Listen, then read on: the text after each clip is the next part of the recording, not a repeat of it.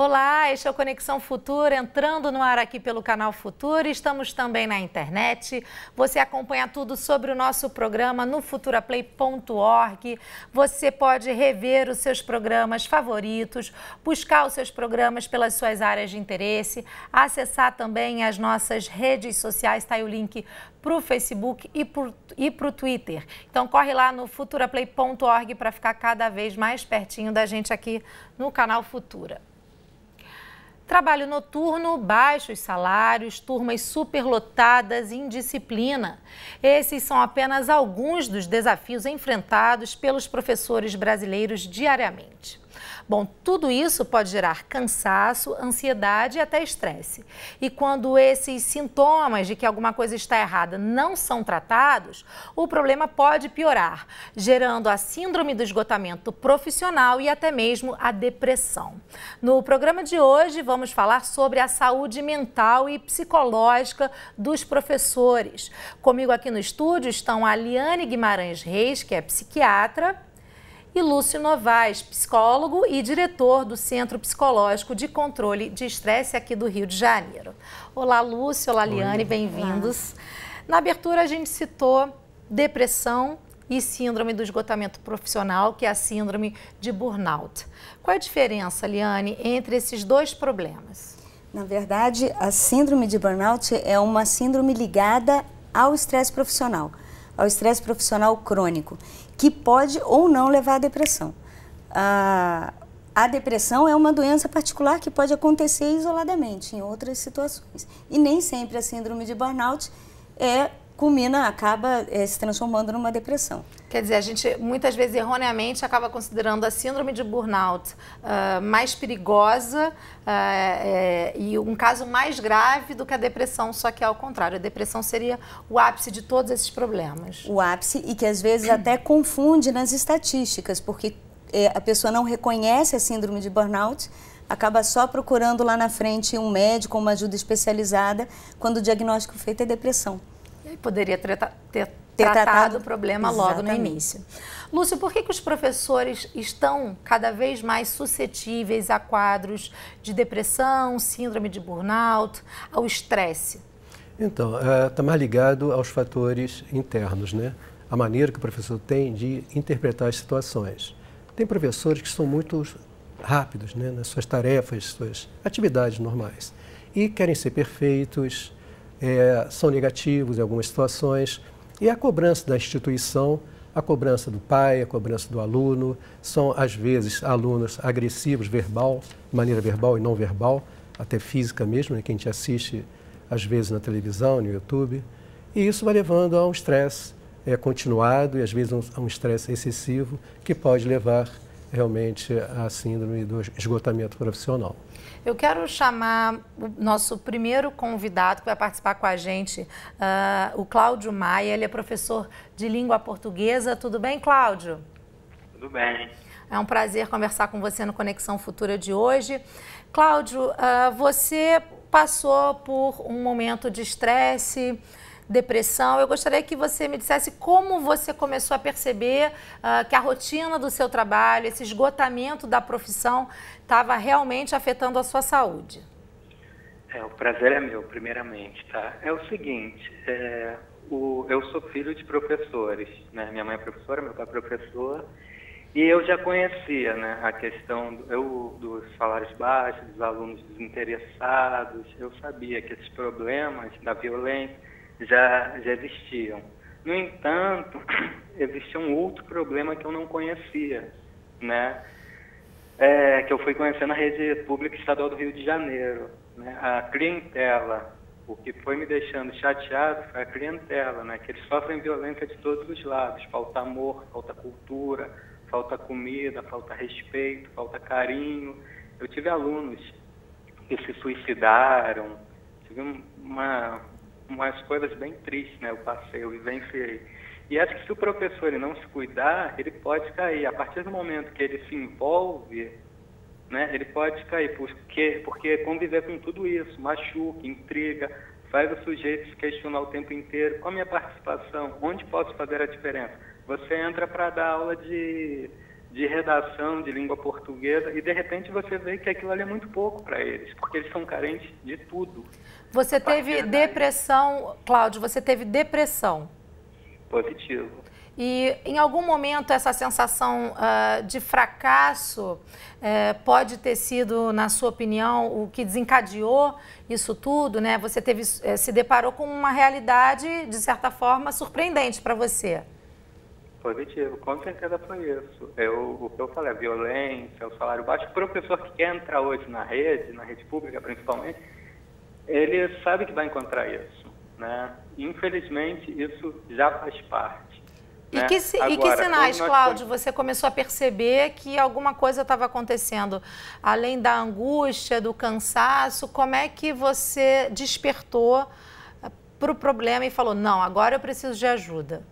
Na realidade, não fui eu. Eu achava simplesmente que eu estava triste, angustiado, cansado, né? Foi uma professora que descobriu que eu andava muito triste e me orientou, né, a procurar um médico, a procurar um psiquiatra. Um psiquiatra, uma psicóloga. Eu, no momento, até não acreditei. Depois eu fui vendo, né, com os problemas também pessoais, né, juntei os dois problemas e realmente procurei um médico. Eu vou trazer a conversa aqui para o estúdio novamente. Cláudio, vou pedir para você continuar acompanhando. Liane, o Cláudio citou a sensação de tristeza, angústia. Quando isso não pode ser confundido com a depressão ou quando isso... não sei se existe esse limite, né? A partir do momento que a angústia e a depressão se tornam... e a tristeza se tornam realmente depressão. Como é que a gente não confunde isso? Na verdade... Falando um pouco da síndrome de burnout, uma coisa que me chamou a atenção na fala dele foi a carência da população que ele assiste. E uma das características da síndrome de burnout é justamente o que a gente chama de personalização, que é quando o profissional perde a capacidade de se emocionar e de se envolver com a pessoa, né? A capacidade de se colocar no lugar do outro. Então, veja como é grave isso na rede. Porque o professor, que seria a fonte, né, de uma assistência, ele passa a não dar para aquele aluno o que ele pode dar de atenção, reproduzindo toda a violência que aquele aluno vive, né? E a diferença importante é justamente essa. Na síndrome de burnout, você vê uma relação com o estresse profissional.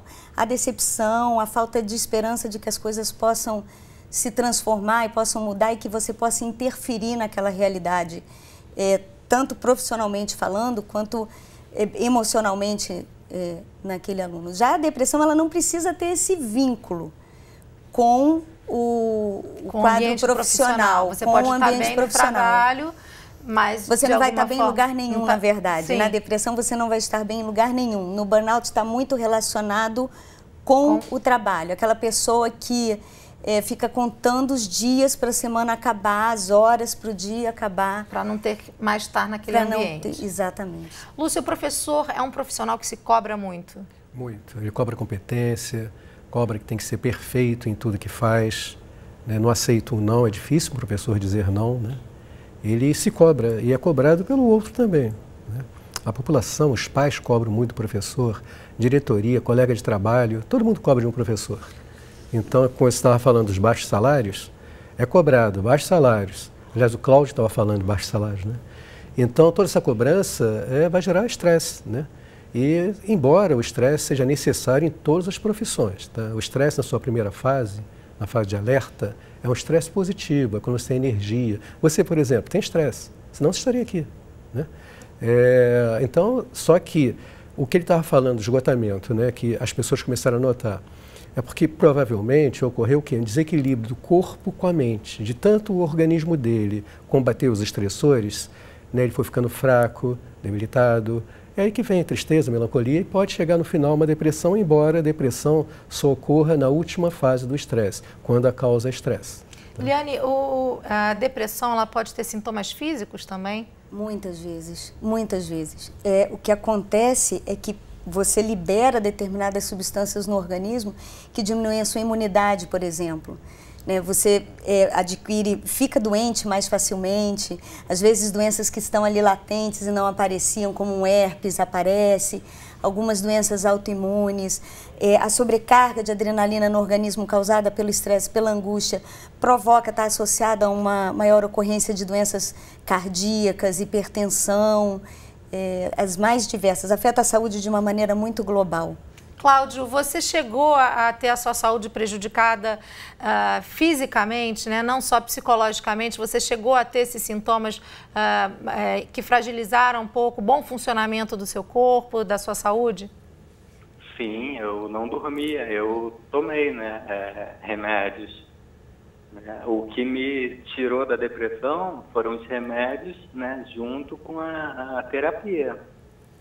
Mas você chegou, por exemplo, como a Liane citou, herpes, alguma questão mais física, alguma doença associada a esse quadro? A pressão alta, isso eu tive, a pressão estava alta, minha pressão estava alta, né, tremores, né, eu tive sim. Agora, Cláudio, depois que você se recuperou da depressão, como isso tudo mudou a sua forma de ver o seu dia a dia, né? De lidar com esses problemas que você encontra, então, quando você chega à sala de aula?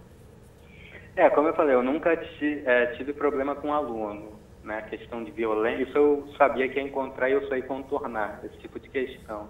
Agora, a melhora da depressão, no meu caso, né, ela foi inserida num processo de evolução contínua, né? Eu melhoro a cada dia. Eu passei principalmente com a ajuda da psicóloga, né? Eu aprendi a me conhecer, né? Hoje eu vivo o dia, né? Eu sei que um dia é diferente do outro. Eu sei que hoje mesmo eu dei aula. Hoje eu fiz o meu melhor. Eu tentei. Amanhã, no caso de segunda, eu terei outra batalha. E sei que nem todo dia é igual, né? Por isso existe a terapia, né? A qual eu indico a todos, porque eu passei voltei a jogar futebol, coisas que eu não fazia. Em determinado momento, eu sempre gostei muito de futebol. Eu não assistia mais, eu chegava em casa, né? O jogo era 9h45 da noite, eu saía da escola às 9 horas, eu não assistia ao jogo e não dormia também, né? O tempo passava e eu ficava sempre pensando nos problemas da escola. Lúcio, o Cláudio trouxe um aspecto importante que os problemas, muitas vezes, fogem da capacidade do professor de contorná-los, de mudá-los. Então, eles vão continuar enfrentando aquela realidade. A questão é como eles vão lidar com esses problemas? Olha, é exatamente isso, né? Tem que saber como lidar com o problema. Não adianta o professor ficar pensando no problema, remoendo, que não vai chegar a solução alguma. Você tem que procurar, o que o Cláudio fez, procurar a solução. A gente estava falando também sobre depressão. A pessoa depressiva, ela tem que ser abraçada, em primeiro lugar, pelos seus familiares. Depois de ser abraçada, vai indicar um psiquiatra, um psicólogo para o tratamento. Tá? Não adianta levar para o futebol, como o Cláudio estava falando, que ele foi ao futebol depois de iniciar o tratamento dele. Aí sim, ele pode ter a parte de lazer. Mas antes disso, tem que ser abraçado, procurar um profissional que entenda dessa situação, para que ele comece a sair da situação de depressão. Tá? Que depressão é muito sério. Segundo a Organização Mundial de Saúde, 50% da população mundial tem transtorno de humor. E o transtorno de humor, que a maior procura que eu tenho no meu consultório, é a depressão. Então vamos tratar da depressão, abrace seus familiares. Se você tem depressão, procure um médico, procure um psicólogo, mas procure uma solução. Não adianta ficar remoendo o problema. Foi o que o Cláudio fez, muito bem feito, por sinal. É difícil para o paciente aceitar que está com depressão, Liane? É uma doença ainda muito cheia de preconceito, né? As pessoas confundem depressão com fraqueza. Nada, só tomar vergonha na cara, levanta, vai andar, se ajuda, né? E não é bem assim, na verdade é como se você estivesse falando para uma pessoa com febre, vamos, levanta. As pessoas não conseguem entender a doença emocional, como ela não tem alguma coisa palpável, uma febre alta, pressão alta, elas têm dificuldade de entender a doença mental como uma doença, como outra qualquer, e que precisa ser tratada. Então, normalmente os pacientes chegam no consultório dizendo assim, mas eu vou ter que tomar essas drogas? eu vou encher o meu corpo de química. A pessoa fuma e bebe e nunca pensa na química. E não pensa também que as situações de angústia e depressão provocam a liberação no organismo dessas substâncias, né? Adrenalina, cortisona, que vai provocar doenças físicas, né? Problema gastrointestinal, né? A pessoa com problemas de estômago, aquelas gastrites que não curam nunca. Né? E não um alerta, né? É um alerta. É um alerta. Eu vou chamar mais uma convidada, a Karina Padial, que é repórter da revista Nova Escola. Tudo bem, Karina? Tudo bem, Marissa. É um prazer conversar com você novamente aqui no Conexão Futura. Você acompanhou aí o início do programa. Karina, você realizou uma reportagem para a revista Nova Escola que chamava exatamente a atenção para a questão da síndrome de burnout, da depressão. Você entrevistou alguns professores que passaram por esses problemas. Essa questão da aceitação que a Liane acabou de falar, os professores, de que forma eles relataram isso? Para o professor também é difícil aceitar e levar até mesmo esse problema à gestão da sua escola? É muito difícil, é muito difícil. O que a gente conversou com os professores é que ainda há um estigma muito grande em relação aos transtornos mentais, né? Então, muitas vezes, pelos próprios colegas ou pela gestão da escola, eles acabam não sendo reconhecidos em suas limitações, né? Os colegas costumam falar, é a pessoa fraca, a pessoa que não aguentou. Então, ainda existe realmente um estigma que dificulta, inclusive, a pessoa a entender que é, de fato, um problema que ela está vivenciando e ir buscar ajuda, né? Agora, a confiança nos colegas de trabalho, para os profissionais, foi também um fator importante para a recuperação, para o tratamento? Certamente, certamente. Eu conversei com alguns professores e conversei também com especialistas da área, e a conversa, a relação profissional, ela é muito fundamental nesse processo de tratamento, né? E essas conversas que acontecem num ambiente saudável, num ambiente em que as relações são harmoniosas, certamente elas favorecem. Os colegas são aqueles que entendem as dificuldades pelas quais o professor está passando, que conseguem, inclusive, sugerir, porque também passaram por esses problemas, então conseguem trazer possibilidades do professor sair dessa situação, né? Então, esse movimento, a gente até sugere na reportagem que a escola tem espaços, crie espaços em que essas trocas entre os professores ela aconteça de maneira saudável, de maneira harmoniosa, e que a própria gestão tente criar esse momento e participar dele também, como forma de conhecer a sua equipe e de conseguir identificar possíveis casos em que a saúde do professor não vai muito bem. A Liane, enquanto você falava, a Karina estava aqui balançando a cabeça em concordância com você. Até mesmo porque um dos sintomas dessa síndrome é o isolamento. Então, ao invés dele procurar ajuda, ele se isola. E é na conversa, como ela falou, com os pares, olha, eu agi dessa forma, eu funcionei assim, você se reconhece, você consegue pensar em alternativas para aquilo, né? O Cláudio ainda está com a gente? Sim. Cláudio, a gente falou a questão da gestão da escola, né? De que forma isso pode ser importante para a prevenção, né? Como a Liane colocou e a Karina também colocou, e também para o tratamento. Você teve apoio da gestão da sua escola? Sim, tive. Eu sei que eu até escutei, se eu não me engano, a médica falando. É verdade, é uma doença que ainda é vista com preconceito, mas eu sei que existe. Eu tenho vários colegas nesse momento, eu trabalho em várias escolas, que eu acho que deveriam procurar, né, uma ajuda profissional, um bom médico, um neurologista, um psiquiatra, uma psicóloga, e não estão procurando, até justamente por preconceito e tal, mas eu tive apoio sim. A gestão da minha escola, a diretora, teve bastante sensibilidade comigo. Que bom, muito importante. Cláudio, eu queria agradecer a sua participação no Conexão Futura de hoje. Obrigada também por compartilhar a sua história e a sua experiência com a gente. O prazer foi meu. Lúcio, a questão que a gente colocou do preconceito. O professor ainda acha que ele está muito distante disso tudo? Ele nunca acha que isso pode acontecer com ele? Não só o professor, né? Todos nós achamos que o estresse não vai acontecer, que acontece com o outro, mas não vem acontecer com a gente. O professor não é diferente, tá? Agora eu gostaria de dar uma dica para os professores, tá?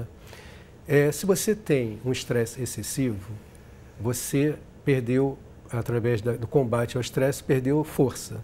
Então você tem que repor força através de quê? Alimentação saudável, vitamina B, vitamina C, complexos.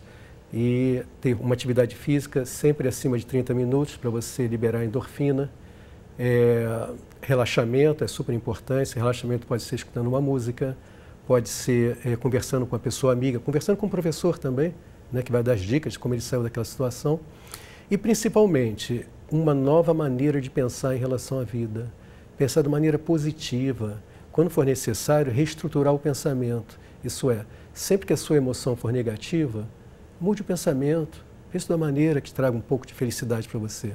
O que vale, no fundo, é ser feliz, né? Karina, a gente, na reportagem, a gente percebe que os professores falam também, dão dicas de como voltar à sala de aula, né? Como retomar a sua rotina de trabalho. Eu gostaria que você, para a gente encerrar a participação de vocês da Nova Escola no programa de hoje, falasse um pouco sobre esse aspecto, né? Como é que os professores retomaram a sua rotina após o tratamento da depressão e da síndrome de burnout? Eu acho que a primeira coisa importante da gente falar é que a gente já discutiu um pouco isso no programa, mas é você ter conhecimento desses transtornos, né? A partir do momento que você identifica e você sabe o que você vai atrás do tratamento adequado e esse é o primeiro passo para sair dessa situação. E eu acho que tem uma coisa muito importante que não é se automedicar, né? Eu acho que esse é um tema importante, porque muitas vezes você está com estresse, você vai ou deixando, eu vou tomar uma coisinha aqui, você acaba mascarando os sintomas e você não tem um tratamento adequado. Mas eu acho que como o Cláudio mesmo disse, né, ele procurou na atividade física também uma forma dele superar o problema. E eu acho que outra saída é justamente o professor tentar diminuir os estressores que ele tem.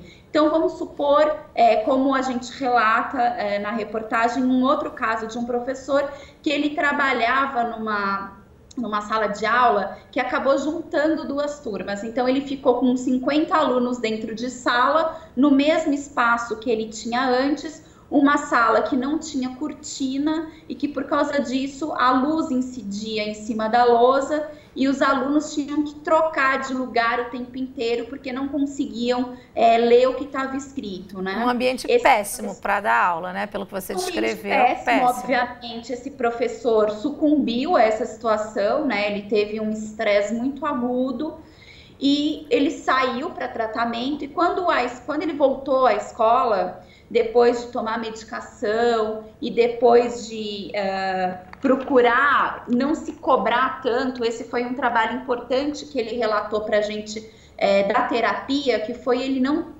passar a se cobrar tanto, a responsabilidade não ser inteira dele por essa situação dos alunos não estarem conseguindo aprender da forma adequada e tal.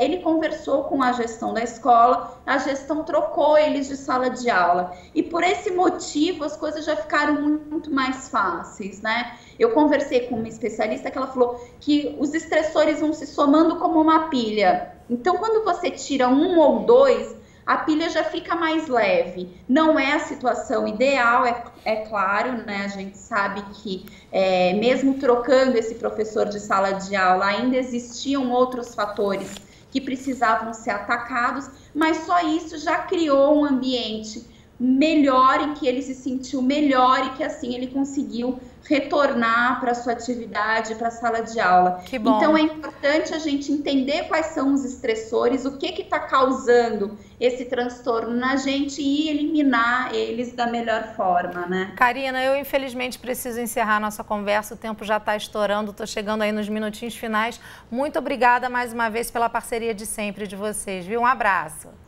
Eu que agradeço, um abraço. Eu vou pedir rapidamente, então, vou tirar a imagem da Karina da tela para a gente colocar o site da revista Nova Escola, a pauta do nosso programa de hoje e da matéria da Karina tá aí, burnout, depressão, ansiedade. Você quer conhecer mais sobre os casos que a gente falou no programa, quer ler outros artigos sobre esse tema, acesse então o site da revista Nova Escola.